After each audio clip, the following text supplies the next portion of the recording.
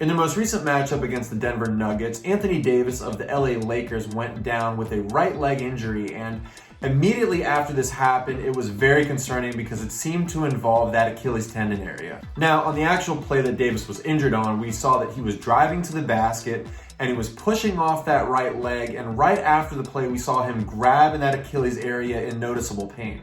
Now, initial reports of the injury were saying that it was going to be either a calf or an Achilles tendon strain, and fortunately for Anthony Davis and the Lakers, he did have that MRI today, and it showed that the Achilles tendon is fully intact, so there is no rupture to the tendon itself. Now, what's interesting about this injury is that fairly recently, Davis missed a few games for something known as Achilles Tendinosis, and so oftentimes we hear the term tendonitis. So since some people may not be too familiar with tendinosis, we're going to go ahead and focus on that in today's video. Welcome, basketball fans. For those of you that aren't familiar with me, my name is Nick Gallo and I'm a doctor of physical therapy. And in today's video, we're going to take a very close look at Anthony Davis's most recent calf strain against the Denver Nuggets. First, I'm going to start off by showing the actual play that Davis was injured on so that we get a good visualization for his mechanism of injury. Then I'll go over the anatomy associated with a calf strain. And finally, after that, we'll go over some key differences between tendonitis and tendinosis and a typical time frame to return to sport for this type of an injury. If you like today's video and you find it informative, please hit that thumbs up and subscribe to the channel because I will be making more videos in the future regarding sports injuries, rehabilitation, and other physical therapy related content. Also, if you have any comments or questions, please leave those in the section below. Now to begin, let's take a look at the actual play that Davis was injured on. Here Davis has the ball and he pushes off and drives to the basket where he comes up and he grabs on that right Achilles tendon area. Afterwards, he continues to grab in this area and we can tell that he's in noticeable pain.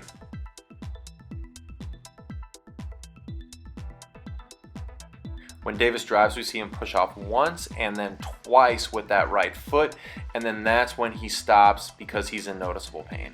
Now here I have a model of the foot and ankle, and so the applicable area for this is an area known as the calf or the posterior or the back part of that leg. And so to make up the calf itself, it's actually comprised of three muscles, and they are the gastrocnemius, the soleus, and the plantaris. And so essentially how these muscles form is that they are all in that calf area, and they all form one common tendon that we know as the Achilles tendon. And so that Achilles tendon is going to come on down, it's going to attach to this calcaneus or heel bone. Now, the calf musculature and the Achilles tendon, they play a major role in a motion at the foot and ankle known as plantar flexion. And so plantar flexion is the motion where we are going to point the foot and toes downward, just like this. So there's actually a lot of motions where the calf and the Achilles tendon are going to be activated in.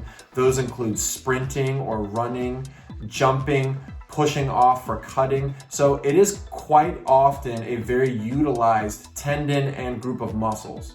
Now, there actually is a quick test that can be done to determine whether or not a person has an Achilles tendon tear or not, and that test is known as the Thompson Test. And so essentially how this test is going to go is the person is going to squeeze the muscle belly of the calf, and they're going to look at that foot and ankle area to see if that foot goes into plantar flexion. And so a positive test for the Thompson Test would be if they squeeze that calf musculature and you see minimal or no movement at all in the foot and ankle area. This will generally point to the Achilles tendon having a rupture.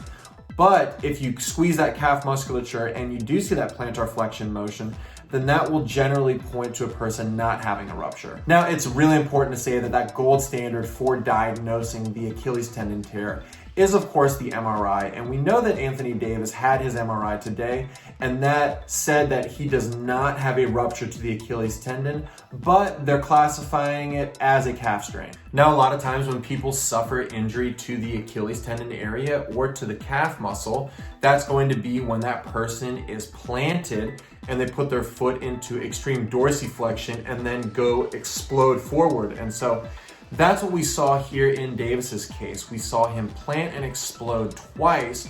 I don't know which instance it was that caused that aggravation, but we know that right after he did it, we saw that he was in noticeable pain. Now, it's important to know that there are 3 grades for calf strains, and they are grades 1, 2, and 3. And so in a grade 1 calf strain, the person is going to have minimal disability. They're going to be able to do pretty much everything that they normally would do without any effect at all.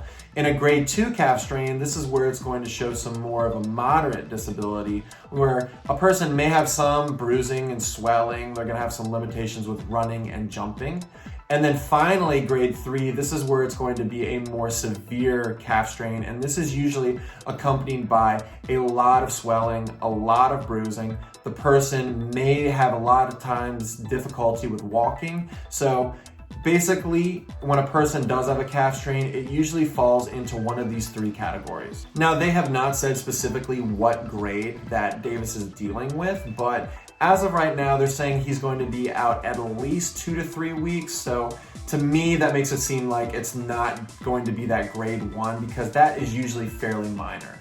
Now, another piece of this injury that's very interesting is the fact that it's been released that Davis was dealing with something known as Achilles Tendinosis. And so we really often hear the term tendonitis, but we don't oftentimes hear tendinosis. So it's really important to know that these 2 things are pretty different from each other, but oftentimes they get used interchangeably, which really isn't correct. When a person is dealing with tendonitis, this is generally considered a very short-term condition.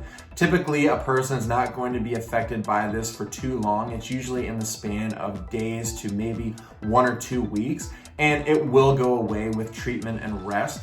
Tendinosis, on the other hand, is what tendonitis will typically turn into if it's left untreated. And so what's indicative of tendinosis is actually there is some degrading of the collagen fibers within the tendon itself. If a person is dealing with this tendinosis of any tendon, then this actually leaves them more prone to injuries to that area. So the fact that Davis actually had a strain to this area and it's come out that he's been dealing with this tendinosis, it really is not surprising, because if left untreated, then this can really put a person at risk for a serious injury. Now, although there is some degradation of the collagen fibers, this process can be reversed with physical therapy, and quite often we treat it with something known as eccentric loading. And so if you think of doing a calf raise, when you push yourself up, that's the concentric portion. And when you are controlling yourself back down, that's the eccentric portion. And so the research shows that for tendinosis, you don't want to do concentric motions, but you want to do more of those eccentric motions. So typically how we'll have a person do this is they will raise themselves up on the unaffected leg, plantar flex, and then just control themselves down. And they'll do this for a number of sets and repetitions, and over time the tendon does get remodeled back to its original form. Now, as of right now, they said that Davis is going to be out at least 2 to 3 weeks, and then he's going to be reevaluated. And so I think the 2 to 3 week time frame, I think that's reasonable for the strain itself. But we have to remember that he is dealing with that tendinosis, that chronic pain and degradation of that Achilles tendon. And so you don't want to put a guy at risk for having a full rupture of that tendon, something that athletes like Kevin Durant went through a few years ago, because it's going to put him out for a very long time. And so it's going to be really important to see how he does with his therapy and with his follow-up appointments to see when he's going to hit the court again. If there are any updates on Davis's case, I'll be sure to update everybody in the comment section below. That's it as of right now regarding Anthony Davis's most recent injury. Once again, if you liked today's video and you found it informative, please subscribe to the channel, because I will be making more videos in the future. Thank you for tuning in, and I'll see you next time.